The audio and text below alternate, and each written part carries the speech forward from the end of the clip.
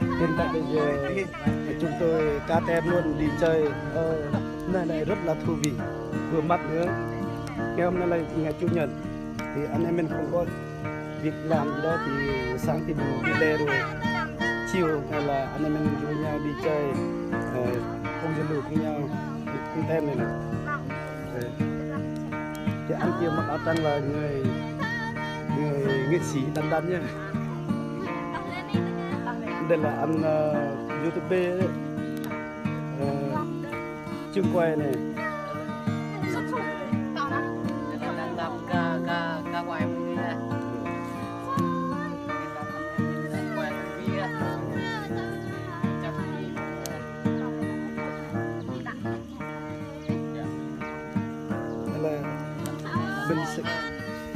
Mình sẽ quay cho hậu trường nhé để mọi người xem tem chúng tôi nhé.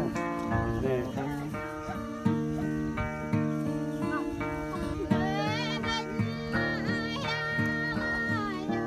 Chặt lâu lắm nhỉ.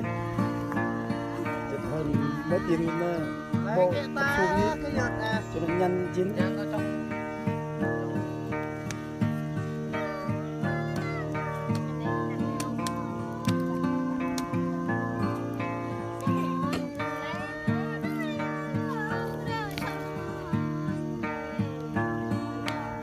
Ruộng nhá, cái này họ mới cắm lúa đấy, phong cảnh này rất đẹp này.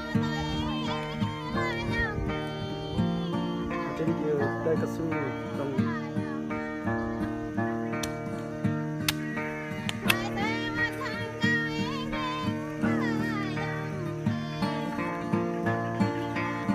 Anh đạo diễn chương trình quay phim này.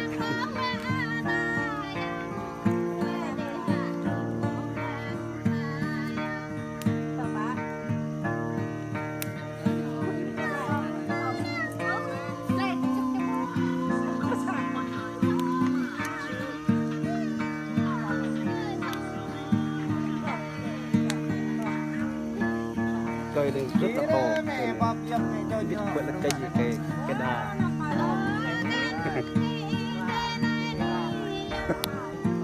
Cây đà.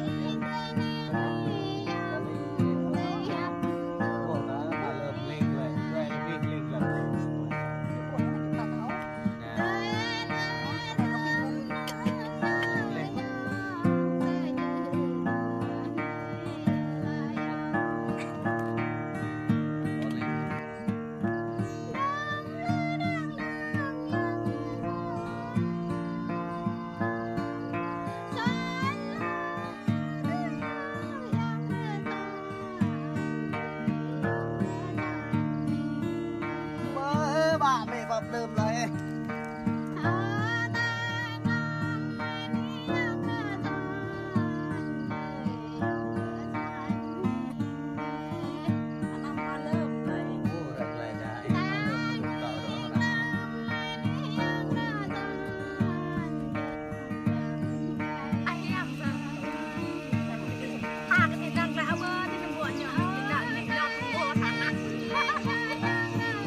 Bố chơi ấy.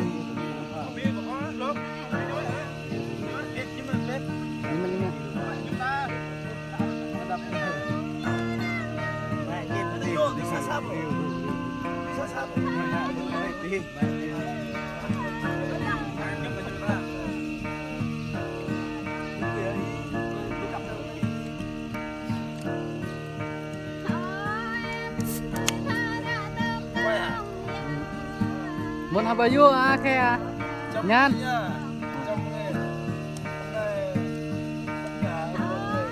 tem của chặt của bạn nhá, anh em bên chơi khai tết chơi năm qua anh em mình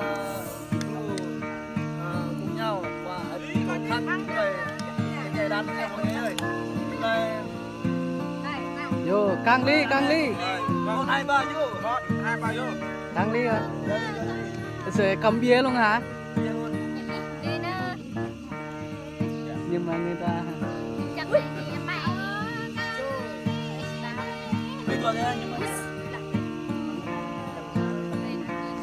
đó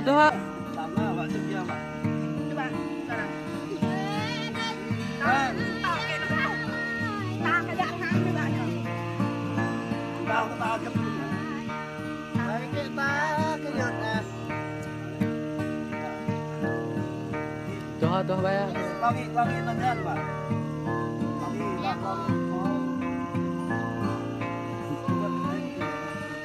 Hội tuh pinta nhét.